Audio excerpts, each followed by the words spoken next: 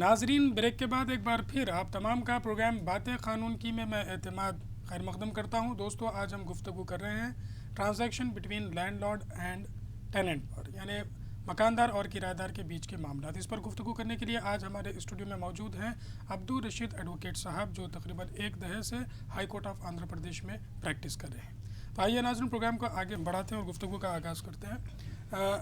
जैसा कि आपने बताया कि मकानदार और किराएदार के जो भी प्रॉब्लम्स है वो रेंट कंट्रोल एक्ट के तहत दिए गए हैं। किन वजूहात पर एक मकानदार किराएदार को निकाल सकता है, क्या इसकी भी कुछ गुंजाइश इस एक्ट में रखी गई है? जिस तरीके से रीज़नेबल टर्म्स एंड कंडीशंस तहरीर में लेते हैं लीज डीड में, और उसके अगेंस्ट अगर जा रहे हैं तो उस बिना पे लैंडलॉर्ड टेनेंट को खाली करवा सकता है। फॉर एग्ज़ाम्पल, इलीगल कोई एक्टिविटी हो रही है और कोई अल्ट्रेशन कर रहे हैं जो बगैर परमिशन के, जबकि तहरीर में लिखा हुआ रहता कि बगैर परमिशन के अल्ट्रेशन नहीं करना। अल्ट्रेशन कर रहे हैं, गलत इस्तेमाल कर रहे हैं, इलीगल एक्टिविटीज़ चल रहे हैं या टाइम पे किराया नहीं मिल रहा, तो इस बिना पर कभी भी निकाल सकते हैं। अगेन अगर टर्म्स एंड कंडीशंस के अगेंस्ट अगर जा रहे हैं टेनेंट, तो लैंडलॉर्ड किसी भी वक्त निकाल सकते हैं। ये बताइएगा कि अगर जैसा कि किसी मलगी को मकानदार ने किराए पर दिया है, अगर वो ख़ुद किसी किस्म का बिज़नेस उस मलगी में करना चाहता है, तो क्या उन हालात में भी वो किराएदार का तख्लिया करवा सकता है? हाँ, करवा सकते हैं। अगर पर्सनल यूज़ के वास्ते वहाँ है तो अगर टर्म फिक्स जो होता है तहरीर में लिया जाता है, उस टर्म के बाद नोटिस दे के आप खाली करवा दे सकते हैं। जी, ये जो खाली जो करवाया जाता है, इसमें कितना अरसा या एविक्शन पीरियड का लग जाता है? टर्म होने के बाद नोटिस दे देना है, खाली करवा देना है। अगर नहीं जाने की सूरत पे आपको अप्रोच होना है कंपिटेंट अथॉरिटी को रेंट कंट्रोल के तहत। लीज डीड में जैसे कि तहरीर में आ जाता है कि हम इतने अरसे के लिए लीज डीड किराए पर लिए हैं। अगर किराएदार खुद 5 साल का अगर एग्रीमेंट है लेकिन 2 साल के बाद निकलना चाहता है, तो क्या वो निकल सकता है और इसके लिए उसको किस किस्म की नोटिस देनी होगी? अगर तहरीर में लॉक इन पीरियड नहीं है तो वो कभी भी निकल सकता है विथ प्रायर नोटिस। 1 महीने की नोटिस देके निकल सकता है कभी, या फिर जितनी नोटिस का पीरियड लीज डीड में मेंशन करा था। Usually month two month tenancy में मंथ नोटिस पीरियड होता है। वैकेंसी के वास्ते पूछ सकता है वो, तो इंटरेस्ट नहीं हो, मैं निकलना चाह रहा हूँ बोल के नोटिस दे दे तो काफ़ी है। तो नोटिस देना ज़रूरी है? काफ़ी है। बगैर नोटिस के अगर वो खाली कर कर चला जाए, उसको डिपॉजिट्स भी लेने का रहता है, उसके प्रॉपर्टी भी हैंड ओवर करने का रहता है, उसकी जिम्मेदारी है। टेनेंट की भी कुछ जिम्मेदारी है, जैसा राइट्स है उसको ऑब्लिगेशंस भी रहते हैं, उसकी जिम्मेदारी पूरे कर लेना चाहिए। जी, जितना भी अरसा या टाइम लिमिट मेंशन की जाती है लीज डीड में, जी, तो एक तो किराएदार अगर निकलना चाहता है तो उसको नोटिस देना होगा। अगर मकानदार जैसा कि टाइम ख़त्म हो रहा है जी, तो उसको क्या करना चाहिए? वक्त से पहले नोटिस दे देना चाहिए। फॉर एग्जांपल 5 इयर्स का है, 1 महीना पहले नोटिस दे देना, क्या आपका टर्म हो जा रहा। अगर इंटरेस्टेड है तो उसके अंदर रिन्यूअल के वास्ते पूछ सकते हैं, अगर इंटरेस्टेड नहीं है तो एविक्शन पूछ सकते हैं। जी, नोटिस दे देना है। नोटिस के ऊपर अगर एविक्शन नहीं हो रहा तो कोर्ट को जाने का है। और मज़ीद किस किस्म के रेंट कंट्रोल एक्ट में रिलीफ दिए गए हैं? जैसे कि जिस तरीके से लैंडलॉर्ड को रिलीफ है उसी तरीके से टेनेंट्स को भी है। जी, इलीगल एविक्शन से बचने के वास्ते टेनेंट को कैसा रिलीफ है, उसी तरीके से अगर इलीगल कोई एक्टिविटी हो रहा है तो लैंडलॉर्ड भी कभी भी एविक्शन पूछ सकता है। जी, इन रिलीफ्स में सरसरी तौर पर मैंने भी इस एक्ट का मुताला किया था, तो उसमें मुझे एक सेक्शन 8 के बारे में आपसे ये जानना था, नाज़रीन को भी बताना था कि permission to deposit the rent amount in the court. जी, तो ये किन हालात में, कोर्ट में किन हालात में किराएदार को चाहिए कि वो अपना किराया? फॉर एग्जांपल 5 इयर्स की टेनेंसी है, 3 साल के बाद ओनर नहीं चाह रहा है तो वो रेंट्स एक्सेप्ट नहीं करके ये बताना चाहता है कोर्ट को कि भाई वो रेंट नहीं दे रहा, तो इस बुनियाद पे नोटिस दे देने का है कि आपका अगर आप किराया हासिल नहीं कर रहे हैं, रिसीव नहीं कर रहे हैं, तो मैं कोर्ट में सबमिट कर दूँ। कोर्ट में जाके एक पिटीशन डाल के वो डिपॉजिट ऑफ रेंट्स कोर्ट के अकाउंट में बता सकता है। एक नोटिस भी दे सकता है कि अगर आप बता दीजिए आप हासिल नहीं करना चाहिए तो आपका अकाउंट नंबर दे दीजिए, बैंक का नाम दे दीजिए। नोटिस देता, नोटिस का अगर जवाब नहीं आ रहा है तो कोर्ट में डिपॉजिट कर सकता।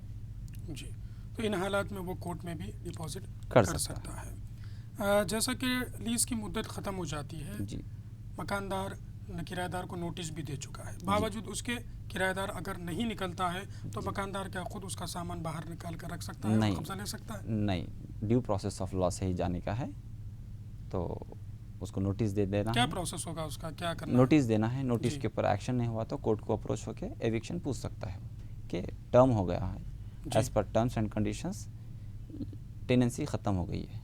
जी। तो जो एविक्शन का जो मामला है तो इसको कोर्ट ही जाना पड़ता है, तो ज़रूर। क्या इन डिस्प्यूट्स को हल करने के लिए कि किसी किस्म के स्पेशल कोर्ट्स बनाए गए हैं या सिटी सिविल कोर्ट में इसका सुनवाई होती है? जी, जब एक्ट लागू हुआ है तो जी। जब भी उसी के साथ साथ रेंट कंट्रोल जी। कोर्ट्स सेपरेट बनाए हैं कि सिविल डिस्प्यूट्स में नहीं मिले जैसा उसको सेपरेट करें। अब देखिए, रिसेंटली एक एक्ट आया है मार्च 29, 2011 में, जिसका परसों में उसको लास्ट सेशन ऑफ असेंबली में पास करें हैं, म्यूनसिपल एडमिनिस्ट्रेशन मिनिस्टर पेश करें हैं, उसको असेंबली पास करी है, कंसेंट के वास्ते पेंडिंग है। वो आ गया तो उसके अंदर बेनिफिट्स है, रेंट है 10,000, जो पुराने एक्ट में था 3,500, अभी 10,000 हो गया है, और ये 15 साल से भी पुरानी बिल्डिंग अगर है तो उसके ऊपर भी लागू नहीं है। जी, जैसा कि आपने पिछले एपिसोड में भी बताया था कि रेंट कंट्रोल एक्ट जो है अगर किराया 3,500 रुपये तक है तो उसके अंदर ये एक्ट इम्प्लीमेंट होगा। जी, तो इसमें बढ़ा करके 10,000 रुपये तक का लिमिटेशन अभी रिसेंटली 2011 एक्ट आया है। जी। जी, तो उसमें ये तरमीम या हाँ, अमेंडमेंट और लाया इसके गया। साथ साथ उसको एक रेंट ट्राइब्यूनल्स भी कॉन्स्टिट्यूट करो बोल के, अलग से एक सेपरेट कोर्ट्स, कोर्ट्स, अलग कोर्ट्स, ये ट्राइब्यूनल्स। सेपरेट कोर्ट्स जो बनाए जाते हैं, जी। स्पेशल कोर्ट्स जो बनाए जाते हैं, जी, क्या फ़ायदा इससे पब्लिक को होता है, आवाम को होता है? स्पीडी ऑफ जस्टिस मिलता। जी। जैसा पेंडेंसी लिटिगेशन बहुत है सिविल कोर्ट में, उस वजह से अगर सेपरेट अगर ट्राइब्यूनल होता तो ओनली यही सिर्फ और सिर्फ इसी के ऊपर ध्यान देते, फास्ट होता, स्पीडी जस्टिस मिलता। यानी अगर सिटी सिविल कोर्ट है तो वहाँ पर लेंथी टाइम लग जाता है, जी। प्रोसीजर उसका लंबा होता है। जी, स्पेशल कोर्ट्स बनाने से यानी वो पर्टिकुलर केसेस ही वहाँ पर देखे जाते सही। हैं, जिसकी अब वजह सिविल से कोर्ट्स पे इतना बर्डन है कि वो सिविल केसेस ही नहीं देख सक रहे। जी। तो जैसा जैसा डेवलप हो रहा सिटी, उसी तरीके से लिटिगेशन भी बढ़ रहा। जी। तो उस ग्राउंड पे 2011 में जो नया जो लेटेस्ट आया हुआ अभी आने वाला है, तो अभी वो तो पास होगा असेंबली में, उसके तहत अभी रेंट ट्राइब्यूनल्स भी कॉन्स्टिट्यूट करने की पूरी सी कोशिश जी। कर रहे हैं। वो होने के बाद आसान हो जाएंगे। मकानदार किराएदार को जो भी प्रीमाइसेस किराए पर देता है, जी, अगर ये मकानदार चाहता है कि उस बिल्डिंग को या उस प्रीमाइसेस को बेच दें, जी। तो इन हालात में लीज पर क्या असर पड़ता है? लीज ऑटोन हो जाती है। मकानदार अगर बेच रहा है तो जो ख़रीदार है उसको बताएंगा कि मेरे कने इतने किराएदार है, जी। इतना किराया है। अगर वो इंटरेस्टेड है तो कंटिन्यू कर सकता है, नहीं बोल तो फिर एविक्शन पूछ सकता है, एज गुड एज ओनर। जी। जैसा लैंडलॉर्ड का जो भी रिश्ता होता है टेनेंट से, उसी तरीके से अटॉन कर ले सकता है। इन डिस्प्यूट्स को हल करने के लिए जी। जो स्पेशल कोर्ट्स बनाए गए हैं, इसमें एविक्शन पिटिशन अगर जब डाला जाता है जी, तो कितना मिनिमम मुद्दत लग जाती है इसमें? 6 महीने से पहले जी। तो पिटिशन डालते कि नोटिस तो ऑर्डर होती है, जी। इंटरिम रिलीफ भी मिल जाता है इसमें। इंटीरियम रिलीफ से किस किस्म टेनेंट ओरिएंटेड लॉ है ये, टेनेंट के बेनिफिट के वास्ते जी। खुसूसी एक्ट है ये। तो उनको जिस किस्म के इंटीरियम रिलीफ चाहिए उस रिलीफ्स को भी ये हासिल कर सकते हैं। मिसाल के तौर पे किसी किस्म के इंजंक्शंस वगैरह ले सकते हैं। जी, मिसाल के तौर पे हमारे नाज़रीन को बताइएगा किस किस्म से टेनेंट के लिए ये बेनिफिशियल है। इलीगल एविक्शन हो रहा है, टर्म जी। नहीं हो गया है, जैसे तहरीर के हिसाब से 5 साल का अग्रीमेंट है, 2 साल में ही आपको निकल जाओ बोल रहे हैं, जी। तो सीधे आप कोर्ट को अप्रोच हो सकते हैं, नॉट टू एविक्ट बोल के एक पिटिशन डाल के रिलीफ ले सकते हैं। जी। उस बुनियाद पे उनको राइट्स मिलता, डिग्री मिलती, उनको डिस्टर्ब ना करे बोल के। अक्सर ये भी देखा गया है, खैर बड़े शहर है वहाँ पर काफ़ी सारी आपको की हेल्प मिल जाती है अथॉरिटीज़ से, लेकिन छोटे मुकामात होते हैं वहाँ पर मकानदार बहुत सारा जुल्म किराएदार पर अक्सर करते हैं, एक्सप्लॉइट करते हैं उन लोगों को। ऐसा कुछ मामला हो जाए कि अचानक मकानदार आ जाए और किराएदार का सामान घर से निकाल कर फेंकना शुरू कर दे और उसको वहाँ से खाली कराने की हालात पैदा कर दे। इन हालात में किराएदार जल्द से जल्द क्या रिलीफ हासिल कर सकता है और किन अथॉरिटीज़ को इसके पास जाना होगा? अगर इसी को बोलते हैं अनरीजनेबल एविक्शन या इलीगल एविक्शन, तो जी। इसके ये ग्राउंड पे आप पुलिस अथॉरिटीज़ को भी अप्रोच हो सकते हैं। ट्रेसपास है, एज गुड एज ओनर रहता, अगर टेनेंट है वो किराया दे रहा है तो एज गुड एज ओनर रहता, मगर उसके टाइटल के ऊपर उसको कुछ भी नहीं रहता, एज ए मकानदार ही रहता।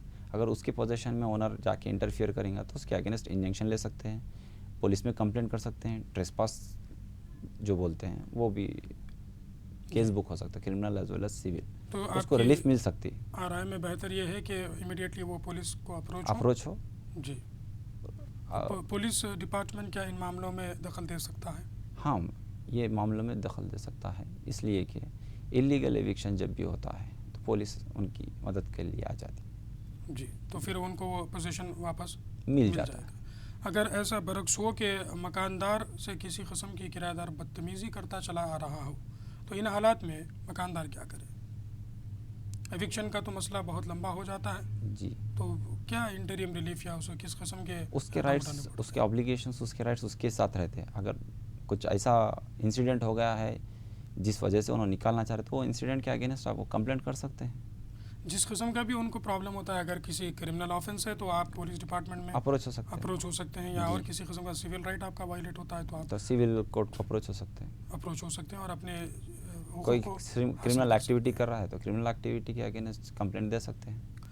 ये जो 3500 का जो लिमिट है, जी, अगर इससे ज़्यादा पैसे किराया हो 7000 10,000 जी। तो इन हालात में एक पार्टी को कौन से कोर्ट में रुजू होना चाहिए? सिविल कोर्ट अप्रोच होना चाहिए। अगर लिमिटेशन एक्ट, अगर जो भी लिमिट है उसकी, उससे अगर अबव जा रहा तो वो civil court will take care of it. तो सिविल कोर्ट में जो भी उसका ज्यूरिसडिक्शन है वहाँ पर उसको पिटिशन फाइल करना होगा। जी, कितनी फीस इसमें लग जाती है इन केसेस में? किस किस्म की कितनी फीस देनी होती है? नॉमिनल फीस होती है। जी जी, अब वकील का जो भी एक्सपेंडिचर है वो होता है। कोर्ट की जो फीस होती है वो नॉमिनल है, एकदम नॉमिनल है। जी। रेंट कंट्रोल के बाद कहाँ पर अपील की जाती है? रेंट कंट्रोल के बाद chief court city small causes में आ जाता है। उसके बाद फिर रिवीजन का प्रोविजन होता है जो हाई कोर्ट में अप्रोच होता है।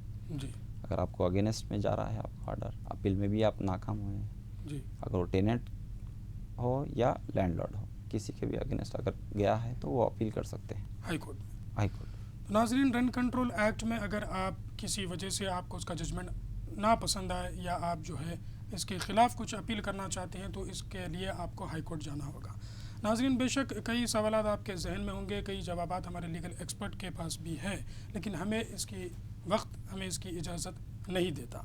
बहुत बहुत शुक्रिया अब्दुल रशीद साहब, हमारे स्टूडियो में आए, हमें इतनी कीमती मालूमात से हमें नवाजा, रेंट कंट्रोल एक्ट पर बताया, किस तरीके से माहदे करने चाहिए मकानदार और किराएदार को। तफसीली आपने हमें काफ़ी सारी इन्फॉर्मेशन से नवाजा। नाज़रीन, हमारा ये प्रोग्राम आपको कैसा लगता है? इस पर ज़रूर अपने तासुरात, अपने ओपिनियन हमें भेजें। इसके लिए आप हमारा पता नोट कर लें। हमारा पता है बातें कानून की, मुंसिफ टीवी, 2nd फ्लोर, खान लतीफ़ खान एस्टेट, फतेह मैदान क्लब, बशीरबाग, हैदराबाद 500001। उम्मीद कि आपने हमारा पता नोट कर लिया होगा, इस यकीन के साथ कि अगले हफ्ते किसी और टॉपिक पर किसी और गेस्ट के साथ मैं एतमाद प्रोग्राम बातें कानून की पूरी टीम के साथ एक बार फिर आप तमाम के सामने हाजिर होंगे। तब तक के लिए अल्लाह हाफ़िज़।